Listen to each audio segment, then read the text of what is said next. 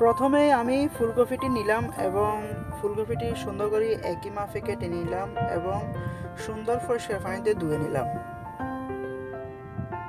তারপর পরিষ্কার মাছগুলোতে হলুদ এবং লবণ মাখালাম ভাজার উদ্দেশ্যে।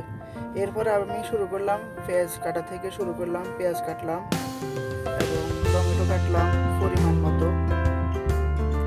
তারপরে আমি কেটে রাখলাম ধনিয়া পাতা, একদম ছোট ছোট কুচি কুচি করে কেটে রাখলাম। এর মধ্যখানে আমি মাছগুলো তেলে ফ্রাই করে নিচ্ছি। মাছ ভাজা শেষে আমি পেঁয়াজগুলো তেলের মধ্যে ফ্রাই করে নিচ্ছি গ্রেভি করার উদ্দেশ্যে।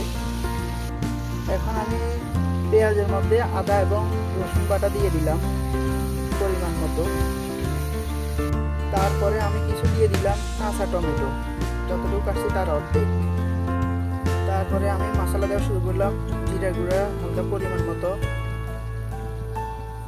মরিচের গুঁড়া পরিমাণ মতো, হলুদের গুঁড়া দিলাম যতটুকু প্রয়োজন।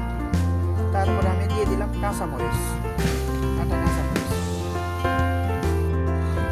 কিছুক্ষণ এগুলোকে রেখে গ্রেভি করে নিলাম। এরপর আমি যে ফুলকপিগুলো ধোয়া রাখা ছিল ওই ফুলকপি সম্পূর্ণ আস্তে আস্তে করে দিয়ে দিলাম।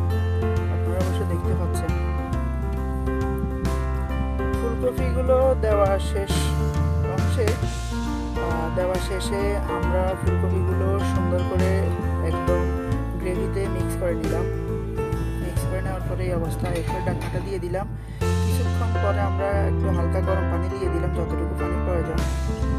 এরপরে কিছুক্ষণ পরে আমরা আমাদের ফ্রাই মাছগুলা ফুলকপির উপরে একটা একটা করে বসিয়ে দিলাম খুব সুন্দর করে, যেন না ভাঙে, কারণ ভেঙে গেলে আর এটা সৌন্দর্য থাকবে না। মাছগুলো সুন্দর করে বসানোর পরে আমরা যে বাকি টমেটো কাটা ছিল ওই কাটা টমেটোগুলো মধ্যখানে গ্যাপে গ্যাপে দিয়ে দিচ্ছি, আপনারা দেখতে পাচ্ছেন। তারপরে আমরা মাছগুলো ডেকে দিলাম। কিছুক্ষণ পরে মাছের অবস্থা আর ফুলকপির অবস্থা এই। এরপর প্রায় শেষ পর্যায়ে আমরা দিয়ে দিলাম কাটা ধনিয়া পাতা। ধনিয়া পাতা দিয়ে কিছুক্ষণ অপেক্ষা করলাম। অপেক্ষা করার শেষে আমাদের ফলাফল হচ্ছে এখন যেটা দেখতে পাচ্ছি এটা একদম শেষ, রান্না করা শেষ। রান্না শেষ করে আমরা সবাই একসাথে আলহামদুলিল্লাহ খুব স্বাদের সাথে খেয়েছি। সবার মন্তব্য ছিল পজিটিভ, খুব মজা হয়েছে।